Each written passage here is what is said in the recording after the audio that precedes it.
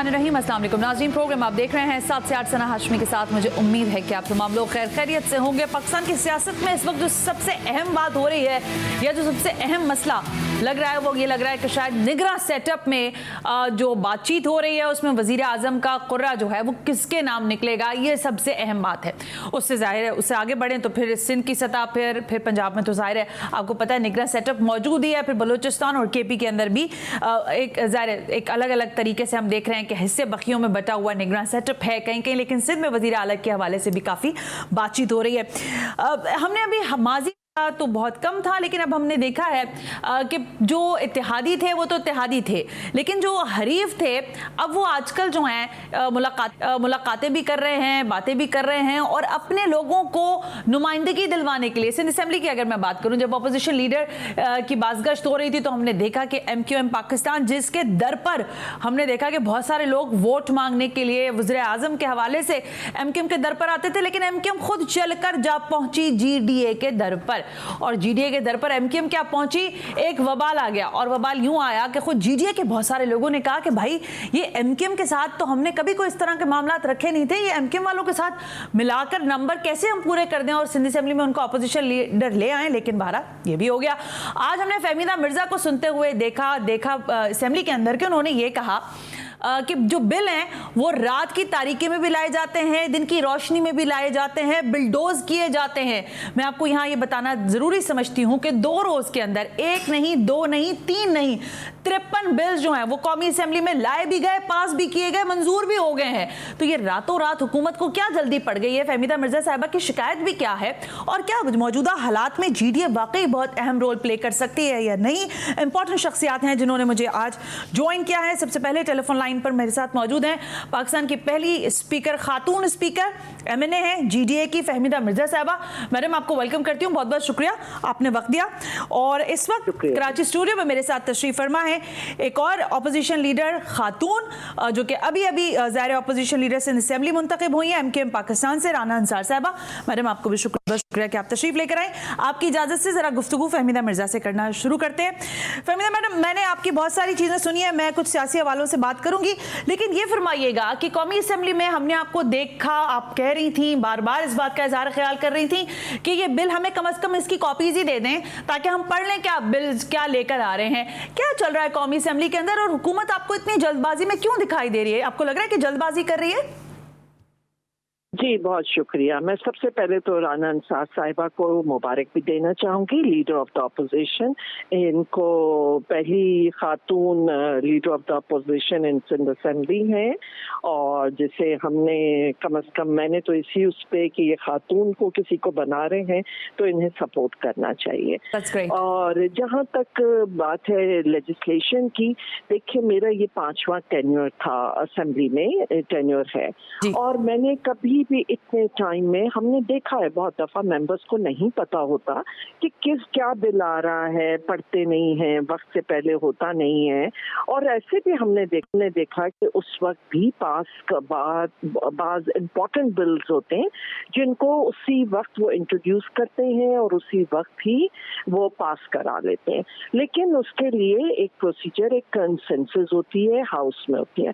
लेकिन अगर 53 के 53 बिल इस तरह होंगे और वन आफ्टर दी अदर होंगे और आखिरी आपके दिनों में होंगे, तो देखिए बिल को जब वो एक्ट बनने के लिए सेनेट में भी जाना होता है। जी बिल्कुल। तो अगर सेनेट वाले एक अपना रोल अदा कर रहे हैं और उस पर वो ऑब्जेक्शंस भी डाल रहे हैं, वो स्टैंडिंग कमेटी में भी भेज रहे हैं, तो बहरहाल वो एक्ट तो नहीं बन सक रहे। तो जो भी ऐसे बिल्स हैं, तो आप क्या वजह है जो नेशनल असेंबली होती है वो अवाम की नुमाइंदा होती है, अवाम के हम रिप्रेजेंटेटिव हैं, लेकिन हम अवाम की भलाई के लिए कोई ऐसी लेजिस्लेशन इतनी जल्दी हम नहीं करते और इस तरीके से नहीं आती है। लेकिन कोई और अपने मफादात के लिए, जो इस वक्त तो मफादात की सियासत ही सिर्फ चल रही है, तो वो ऐसे बिल्स इतने, और आप देखिए ना कि एजुकेशन प्रोविंशियल सब्जेक्ट हो गए, लेकिन 25 यूनिवर्सिटीज के बिल और इसके पीछे बड़ा स्कैम होता है। तो अब ये इस तरह के और भी ऐसे बड़े बड़े जो भी ये बिल्स लाए हैं उसमें काफी कुछ ऐसी शिकें हैं जिसपे कंसर्न है हम सबके, बट ना वो आप शेयर करें, ना मेंबर्स को पता हो, तो एक रबर स्टैम्प की तरह करेंगे तो फिर आपकी जो आप कहते हैं कि सॉवरेन है, एक तकद्दुस होता है पार्लियामेंट का, वो कैसे रहेगा?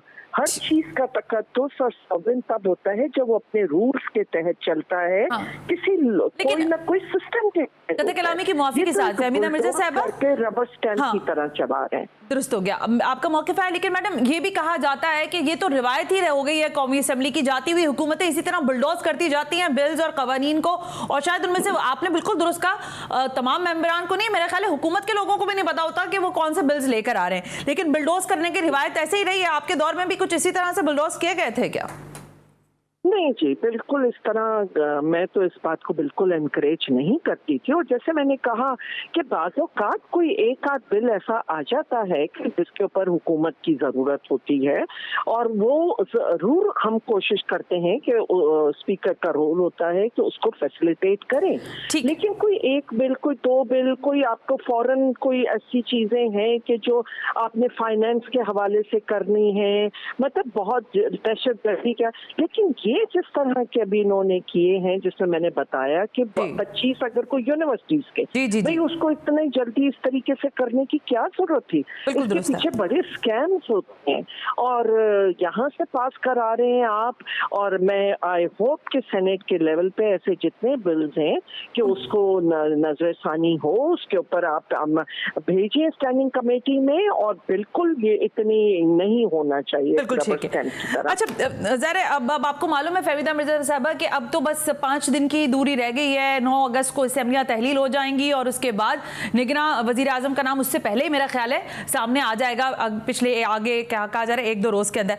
आपकी दानिश में इस वक्त जो इत्तेहादियों का इजलास हुआ, ज़रा आप इस्लामाबाद में भी हैं और आप मुझे पता है बाखबर शख्सियत है, फरमाइएगा किसी खास सूबे से, बलूचिस्तान के हवाले से बात आ रही है कि वहां से कोई निगरान वजीर आजम आना चाहिए, छोटे सूबे की महरूमी भी खत्म होगी, क्या इत्तलात हैं, कौन बन सकता है निगरान वजीर आजम?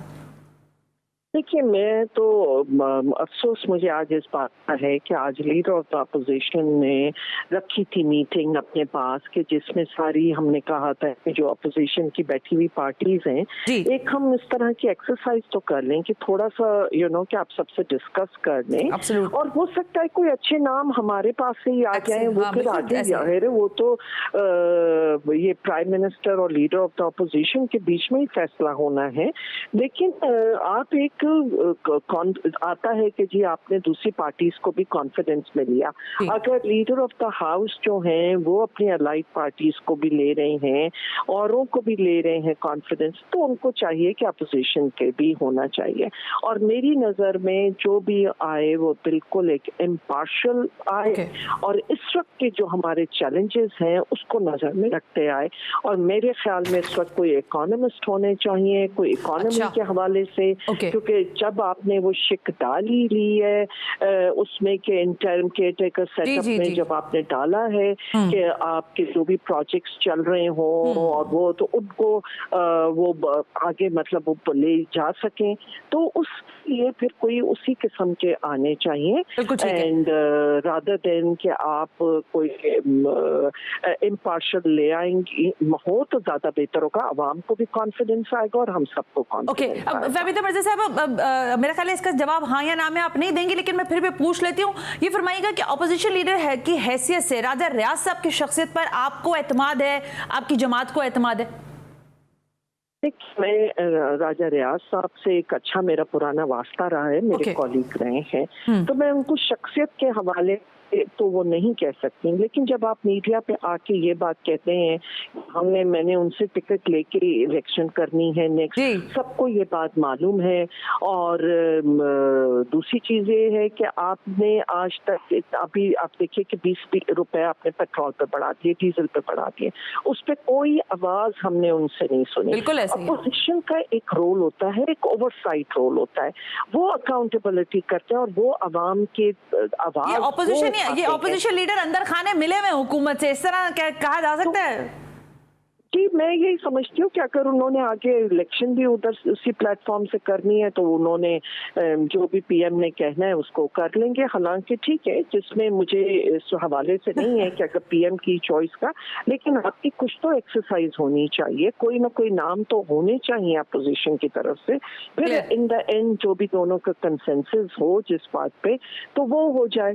लेकिन ये है कि जो हकीकी अपोजिशन है उसको इनको ऑन बोर्ड लेना चाहिए। बिल्कुल दुरुस्त हो गया। फहमीदा मिर्जा साहब, अब ज़ाहिर ये सवाल भी शायद आप मुझे इसके बेहतर तरीके से नरेट कर सकेंगे। देखिए, एमक्यूएम पाकिस्तान एक हकीकत है और एक सियासी जमात है, लेकिन डॉक्टर जुल्फ़िकार मिर्जा साहब की उनके बारे में ख़ास राय रही है अपने पूरे टेन्योर के अंदर। अब जब हम इलेक्शन की जानिब देख रहे हैं, फिर हम जो जीडीए का मोल्ड और फोल्ड देख रहे हैं टूवर्ड्स एमक्यूएम, कोई इत्तेहाद हो सकता है एमक्यूएम के साथ जनरल इलेक्शन में जिससे पाकिस्तान पीपल्स पार्टी को डस पहुंचाई जा सके? और इस सब में फिर वो जो पुराना नैरेटिव था, चाहे वो डॉक्टर जुल्फ़िकार मिर्जा साहब का हो या जीडीए का टुवर्ड्स दी एमक्यूएम, वो फिर कहां रह जाएगा? देखिए, मैं 2-3 चीजें वो कर दूं। अब आपने बहुत ही एक ऐसा सवाल किया है। देखिए, जो उस वक्त के हालात, जो उस वक्त की सिचुएशन, कुछ शख्सियात जो कि छोड़ चुकी हैं अब एमक्यूएम को, और वो उस हवाले से वो सिचुएशन उस दौर की, उस वक्त की और थी, जो कि खुद इनके अपने मेंबर्स ने उनसे किनारा कशी कर ली है, उनसे अलग हो गए हैं और वो खुद एतराफ करते रहे हैं। तो अब जो ये बातें हैं, मेरे ख्याल में कि जो मुल्क के हालात हैं और चैलेंजेस हैं, उसको भी नजर में रखना चाहिए। GDA itself, it's an alliance, उनका कभी भी, और उसमें मुख्तलिफ पार्टीज हैं जो उनका पहले भी रहा है, लेकिन एज फार एज आज की वो है कि आप लीडर ऑफ द अपोजिशन का है या आप कोई अलायंसेस हो रहे हैं अगर जीडीए के, जहाँ पे एक अकेली वो नहीं, बहुत सी पार्टीज हैं, तो उसमें सबकी राय का आपको एहतराम करना होता है, आपको मेजॉरिटी की वो करनी है। तो मेरा पूछने का मकसद आपकी कलामी के साथ, मतलब अभी मेरे साथ मेरे कॉलीग हैं, हमारा बहुत अच्छा वास्ता है उनके साथ, और आप ऐसे क्यों वो कर रहे हैं कि जैसे कोई नहीं, मैं तो चाहती हूँ कि अच्छा कोलिशन वक्त, वो जो थी सिचुएशन, उसको सबने वो किया, और जो उस वक्त के हालात थे उसको सबने अप्रिशिएट किया, उस स्टांस को, और वो वक्त गुजर गए, वो बिल्कुल ठीक हो गया, वक्त गुजर गया है और हालात तब्दील हो गए हैं और आज के हालात में नए फैसले करने होंगे। बिल्कुल दुरुस्त बात की है फहमीदा मिर्जा साहबा। तो हम ये हुस्न ज़न रख सकते हैं कि इत्तेहाद अगर हो सका तो किया जा सकता है एमक्यूएम के साथ, ये कोई बड़ी बात नहीं होगी क्योंकि हालात मारूजी इस चीज की इजाजत देते हैं। देखिए, मैं ये कहती हूँ कि आप प्लीज मेरे जो अल्फाज हैं आप उसी को ही अगर रखेंगे। मेरे कॉलीग हैं, मेरे बहुत अच्छे ताल्लुकात हैं, बहुत अच्छे पढ़े लिखे जो भी लोग हैं उनके साथ बहुत अच्छे, और क्यों हम इस तरीके से उनको वो कर रहे हैं, या आप इस तरह के जो कोई भी सवाल इस तरह के उठे, जो हालात, जो सिचुएशन जो उस वक्त की थी और जो शख्सियात थी, कि उसको तो खुद इन्होंने उससे डिसोन कर दिया है, ठीक हो गया, उनको डिसोन कर दिया है, हो गया, तो वो तो बात ही खत्म हो गई, बात खत्म हो गई है फहमीदा मिर्जा साहिबा। लेकिन एक बात खत्म नहीं हो रही है, और वो है इस वक्त जो चेयरमैन पीटीआई हैं उनकी बात खत्म नहीं हो रही है। तोशा खाना का केस जो है उनके लिए तलवार बनता जा रहा है। आपको लग रहा है कि जनरल इलेक्शन से पहले पहले पीडीएम की इत्तेहादी हुकूमतें चेयरमैन पीटीआई को पाबंदे सलासल करेंगी या उनको नाअहल करवा देंगी और फिर मामला आगे चलेंगे? आपको कुछ इस तरह की वाइब्स हैं?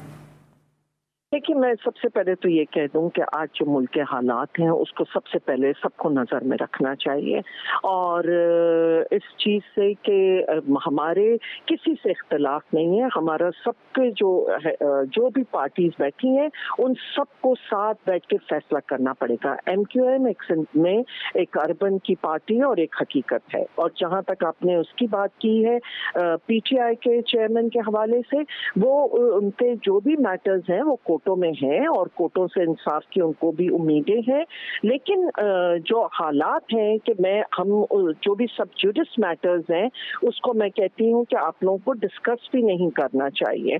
जो चीज़ है, जो फेयर है, जो इंसाफ होना चाहिए, हमें सबको अपनी जुडिशरी पे भी एतमाद होना चाहिए। और आज जो मुल्क के हालात मैडम ऐसा है नहीं ना, आप देखें ना, आप बिल्कुल दुरुस्त बात की जानिब बात कर रही हैं, लेकिन कतई कलामी के साथ हालात ऐसे हैं है नहीं ना, एक रिजवाना बच्ची जो आप देख रहे हैं कि ज़ाहिर एक जज के घर में ही वो बच्ची जो है तशद्दुद का निशाना बनी है, उन्हीं खातून जज की जो वाइफ थी उन्होंने उनको इन्फ्लुएंस किया है। तो अदालतों से और चीज़ों से इंसाफ की तवक्को तो हमें है, लेकिन इंसाफ होता दिखाई नहीं दे रहा है, इसमें एक अहम सवाल है। दूसरा, मुझे ये जवाब जरूर दीजिएगा कि आपको लग रहा है कि इन हालात में जबकि इंटरिम सेटअप के लिए एक नया ज़ाहिर पूरी तरह से तरमीम की गई, क्या जनरल इलेक्शन वक्त पर होंगे या ये आगे बढ़ सकते हैं? आपकी राय इस पर क्या है? अब आपने 2-3 सवाल बीच में कर लिए और जिसका एक से दूसरे से कोई ताल्लुक नहीं है। जी। मैं सबसे पहले तो जो उनके साथ बच्ची के साथ हुआ वो बहुत अफसोसनाक है, बहुत तकलीफदेह है। लेकिन जो ये चीज हम जो करते हैं ये भी एक प्रेशर बिल्ड करने की बात है। हम यस जस्टिस होते नजर आना चाहिए, बिल्कुल उस बच्ची को इंसाफ मिलना चाहिए, उसके घर वालों को, इन सबको, उनकी वालदा को इंसाफ मिलना चाहिए, और जब वो बच्ची जरा बेहतर हालात में आए तो वो हकीकत बताएं। लेकिन जहां जो है कि हमें कोर्टों के ऊपर जरूर वो रखना चाहिए स्मार्ट, और इस तरह हम एकदम ब्लाइंडली हर चीज पे वो ना कर दें। लेकिन डेफिनेटली मैं उसको स्ट्रांगली कंडेम करती हूँ जो उस बच्ची के साथ हुआ, और खुदा करे कि वो सारी अच्छी उनको सेहत दे अल्लाह, और वो हमें बता सकें कि क्या हुई सूरत हाल। उसके अलावा आपने बात की कि जो तरमीम आई है और इलेक्शन होते, देखिए बहुत सारे इश्यूज हैं और इस कतर कॉन्स्टिट्यूशनल अभी इन्होंने क्राइसिस पैदा कर दिए हैं, और जिसमें ये जो मौकफ है कि आपकी न्यू सेंसस, देखिए अरबों रुपए को 33 अरब के आपने खर्च किए हैं ऑन सेंसस पे, और जो इन्होंने एमक्यूएम ने भी यही बात की है कि सेंसस के हवाले से कि न्यू जो भी आई है उसमें बलूचिस्तान की सीटें भी बढ़ रही हैं, तो उसके लिए कोई हल निकालना चाहिए। अब इन्होंने कल सीसीआई की मीटिंग बुलाई है, और पिछली जो सीसीआई की मीटिंग, क्योंकि वो मैंने भी अटेंड की थी, उनका ये फैसला था कि न्यू सेंसस के तहत इलेक्शंस होंगी, तो इन चीजों को भी नजर में रखना चाहिए। मेरा मौकफ इस पे बिल्कुल एक क्लियर है कि इलेक्शन से ज्यादा जरूरी है कि एक फेयर ट्रांसपेरेंट इलेक्शन हो जिसमें लोगों का एतमाद बहाल हो, क्योंकि इस वक्त जिस तरह लोकल गवर्नमेंट इलेक्शन में हुई है उसने टोटली कॉन्फिडेंस को इरोड किया है, लोगों का एतबार खत्म होता जा रहा है, इलेक्शन प्रोसेस में एतबार खत्म होता जा रहा है, और ये बड़ी कंसर्निंग बात है। Thank you very much Fahmida Mirza साहिबा, हमसे गुफ्तगू करने के लिए बहुत बहुत शुक्रिया। MNA-GDA साबिक स्पीकर कौमी असेंबली हमसे बात कर रही थी। हालात जो हैं वो सबके सामने हैं। राना अंसार साहिबा, आपसे ब्रेक के बाद जरा गुफ्तगू करेंगे क्योंकि हालात सिंध असेंबली के भी कोई इतने अच्छे फेवरेबल है नहीं, और इस ब्रेक के बाद हम आपसे बात करेंगे इन्हीं मौज़ूआत पर कि पाकिस्तान के इस वक्त सियासी मंजरनामे पर निगरां वज़ीर आज़म का नाम क्या होगा, और फिर सिंध के हालात में निगरां वज़ीर आला कौन होगा।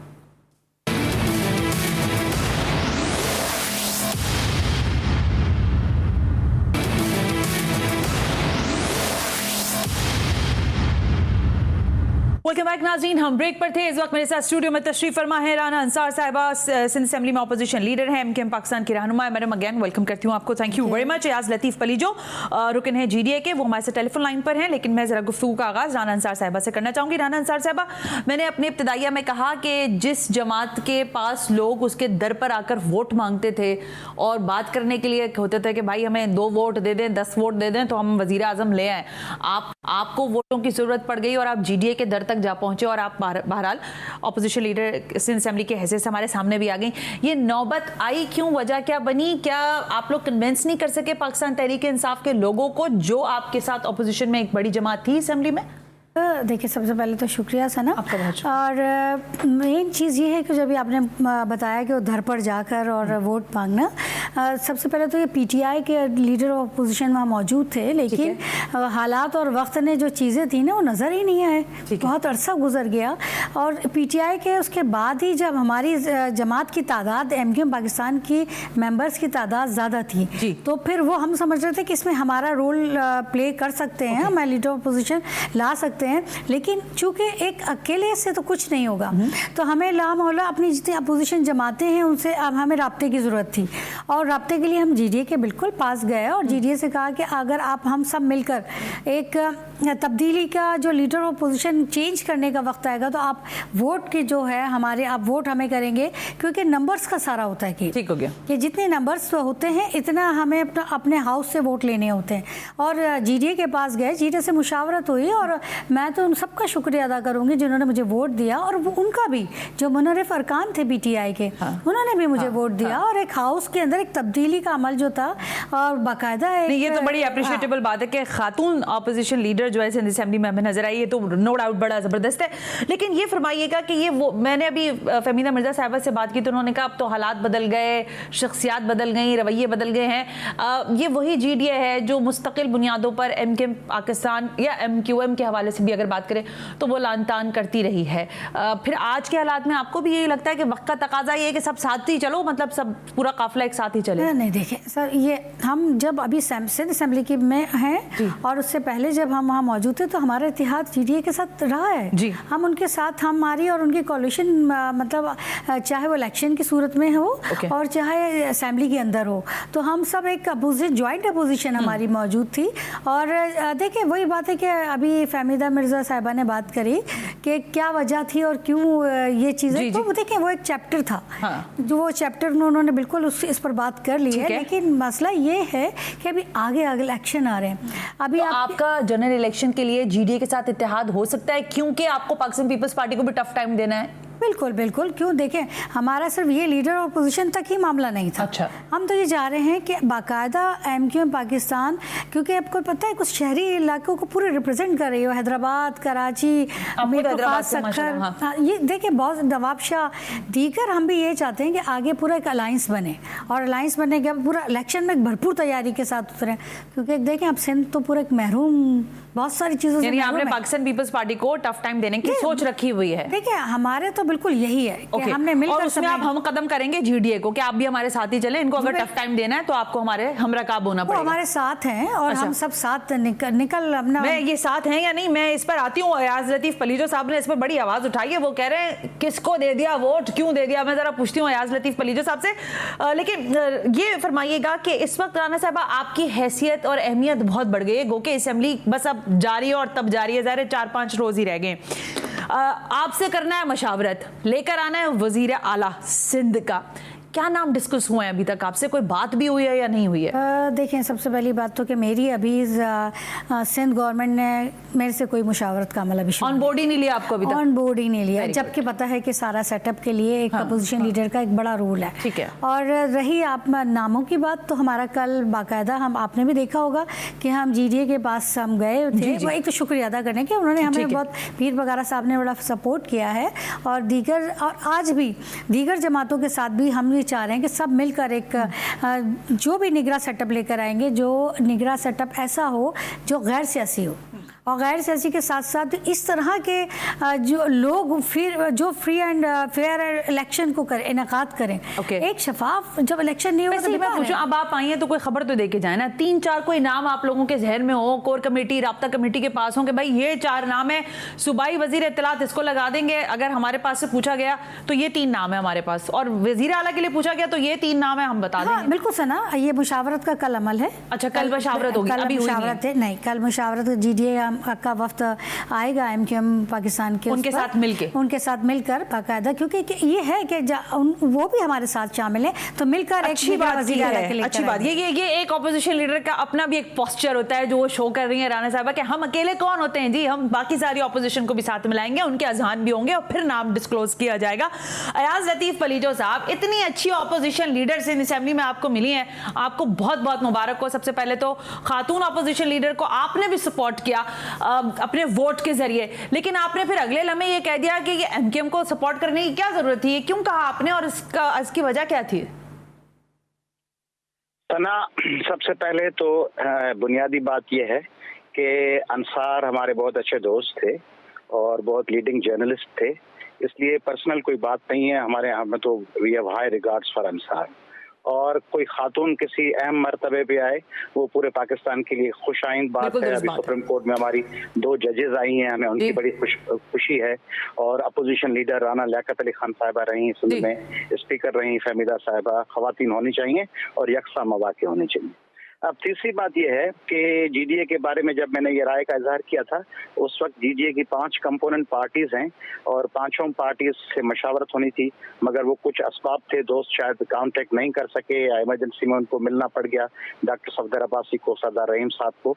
और उस इब्तदाई मीटिंग में सदरुद्दीन शाह साहब, जुल्फकार मिर्जा, दूसरे लोग थे, मगर मशावरत मुकम्मल नहीं हो सकी, उससे पहले फैसला हो गया। अब बात सिर्फ ये है कि आप देखें जमहूरी प्रोसेस का कॉन्सेप्ट क्या है।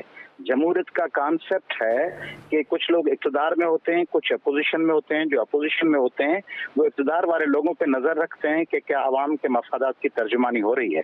हमारी एक तो शिकायत बुनियादी ये रही है कि जो पिछला पूरा दौर रहा है 2009 से 2022-23 तक, उसमें पीपल्स पार्टी और एमक्यूएम साथ रही थी। तो मेरी जाती अंडरस्टैंडिंग ये है कौमी अवामी तहरीक की कि पीपल्स पार्टी और एमक्यूएम माजी का तरीका न दोहराया जाए कि माजी में पीपल्स पार्टी और एमक्यूएम हमेशा हुकूमत में साथ होती हैं। आखिरी वो तो आपके साथ चलने की बात कर रहे हैं ना याज लतीफ पलीजो साहब। मैं उस पे आ रहा हूँ सना। आखिरी दिनों में वो एक दूसरे से थोड़ा टकराव पैदा होता है, वहाँ से उर्दू आबादी के वोट मिलते हैं, वहाँ से सिंधी आबादी के वोट मिलते हैं, फिर हुकूमत बनने के बाद फिर साथ हो जाते हैं। तो मेरी एक बेसिक कंसर्न ये थी कि पीडीएम की जो मुश्तरका हुकूमत है उसमें पीपल्स पार्टी और एमक्यूएम साथ हैं, और मरकज में जब साथ होंगे तो सूबे में अपोजिशन और ट्रेजरी बेंचेस का इख्तिलाफ कैसे हुआ। एक ये थी। दूसरा, एमक्यूएम के हवाले से कोई हमारी जाती दुश्मनी तो किसी से भी नहीं है पाकिस्तान में। हम तो चाहते हैं नए पाकिस्तान में अफाम और तफहीम से पॉलिटिक्स हो। 2 चीजों पे सिंध के लोगों को एतराज होता है। एक, जब हमारे उर्दू बोलने वाले दोस्तों की कुछ पार्टीज सिंध की तकसीम की बात करती हैं, प्रोविंसेस तोड़ने की, तब पूरे सिंध में सख्त दुख और अफसोस होता है। दूसरी बात होती है मिलिटेंसी पे। 2 बातों पे हमें सख्त एतराज है, हमेशा रहेगा। चलो मैं इसमें बात की तो ये तो वो मौजू है ना। देखें आज लतीफ पलीजो साहब, मिलिटेंसी सना मैं बात मुकम्मल कर लूं। अच्छा, बोलिए। तो मैं ये गुजारिश करना चाह रहा हूँ कि एमक्यूएम सिर्फ नहीं, कोई भी पार्टी, कल कौमी अवामी तहरीक, पीपल्स पार्टी, जीडीए, कोई भी मिलिटेंसी में होगी या सिंध की तकसीम की बात करेगी तो हम उसकी मुखालफत आखिरी दम तक करेंगे। नहीं करेगी, साफ सुथरी सियासत करेंगे, हम बिल्कुल चाहेंगे। अच्छा, लेकिन आप मेरी बात का जवाब देना याज लतीफ पलीजो साहब। आपकी अपनी जो जीडीए की जमात है उसमें सफदर अब्बासी साहब और सरदार रहीम साहब के मामले पर आपने वहां पर भी कहा कि ये दोनों जो है पूरा स्कूप उठा के ले उड़े हैं, ये बात ही नहीं कर रहे, मशावरत ही नहीं कर रहे, फोन कॉल करने की भी जहमत नहीं कर रहे। इस पर भी आपको एतराज है कि वो लोग क्यों लीड कर रहे हैं जीडीए को? नहीं, मुझे इस पे सख्त एतराज बिल्कुल नहीं है, क्योंकि जीडीए से तो आपको पता है सेक्रेटरी जनरल मैं था कोई 10 साल के करीब, और फिर मैंने खुद रिजाइन किया और मैंने कहा कि दूसरे लोग मौका हासिल करें। तो सफदर अब्बासी साहब हमारे बिल्कुल सेक्रेटरी जनरल हैं। अच्छा। और सरदार रहीम साहब बिल्कुल हमारे लीडर हैं। उनसे तो कोई नाराजगी नहीं है ना? उनसे कोई नाराजगी बुनियाद ये थी कि कंसल्टेटिव प्रोसेस होना चाहिए। ठीक है, फोन नहीं किया याज लतीफ पलीजो साहब को, ये है मामला। राना अंसार साहब कुछ कहना चाह रही है, फिर मैं ब्रेक पे जाती हूं। बिल्कुल, मैं एक बात ये कहना चाह रही हूँ कि जो अभी वफाक की बात की कि पाकिस्तान पीपल्स पार्टी के साथ एमक्यूएम पीडीएम, पीडीएम का जो कोalition है वो मुस्लिम लीग नून के साथ एमक्यूएम का है, पीडीएम के साथ पाकिस्तान पीपल्स पार्टी के साथ। अच्छा, पीपल्स पार्टी का कहां से नाम ले लिया आपने? वो गए जमाने जब हुआ करता था, रहमान मलिक साहब मरकज जाया करते थे, वो पुरानी बातें हैं ना, लेकिन बातें तो हैं। देखिए बात नहीं, देखिए इस वक्त यही करीब की बात, वही बात आ जाती है सना कि अगर आप चीजों को हम उसको अगर माजी को आप ये लेते हैं कि माजी में भी एमक्यूएम लेकिन मैं आती हूँ ब्रेक के बाद। ब्रेक से वापस आकर जरा पूछ लेते हैं कि अब इन लोगों की नजर में निगरान सेटअप आ रहा है, लेकिन इंतखाबात हो रहे हैं या नहीं, इस ब्रेक के बाद।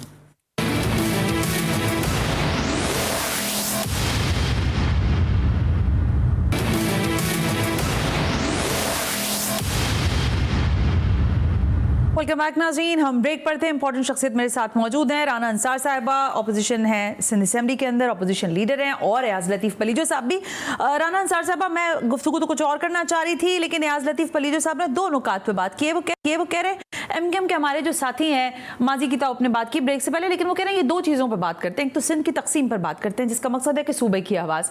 आप इस मामले पर समझते हैं? देखें, हमारा तो कॉन्स्टिट्यूशन, मैं जो है बिल्कुल अयाज भाई की बात को ये थोड़ा सा ज़रूर वजाहत करूँगी कि आप पाकिस्तान का कॉन्स्टिट्यूशन देखेंगे ना तो उसमें तो एडमिनिस्ट्रेटिव यूनिट्स बनने के लिए लिखा गया है। ये कहाँ से हम लसानी बात गुफ्तगू हम कैसे करते हैं? हम कब सिंध के तोड़ने की बात करते हैं? हम तो कहते हैं कि जितने आपके चीज़ें बनती हैं, आगे बढ़ती हैं, इतने ही वसाइल आपके पास, जो मसाइलों का गढ़ बना हुआ है सर, तो वसाइल आते हैं। बनना चाहिए नहीं, देखिए मुतालबा ठीक है, नहीं देखिए मैं हमारा ये कि पूरे पाकिस्तान में इंतजामी यूनिट बनने चाहिए, इंतजामी यूनिट बनने चाहिए।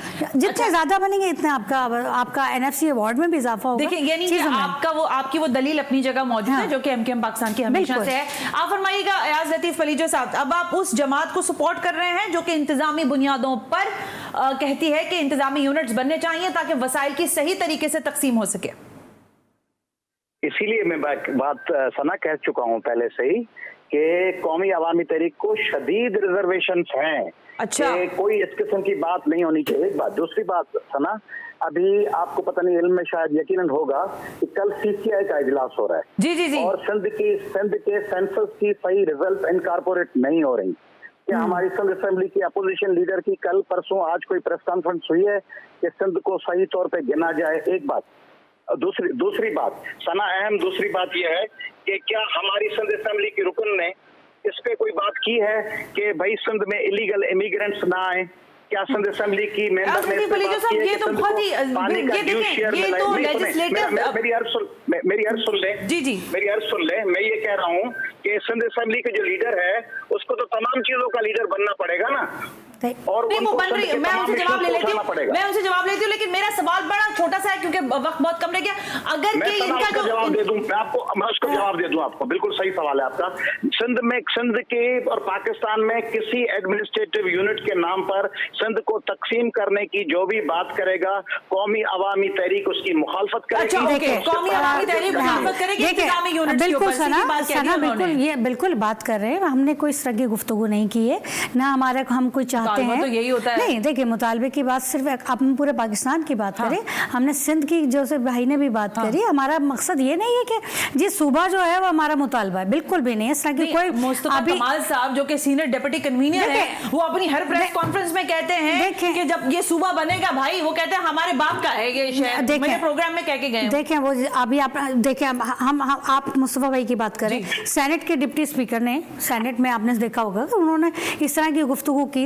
मतलब इससे अगर हम बैठे हैं आपस में, एक दूसरे की जो चीज़ें होते हैं वो इस तरह की कोई गुफ्तगू नहीं है।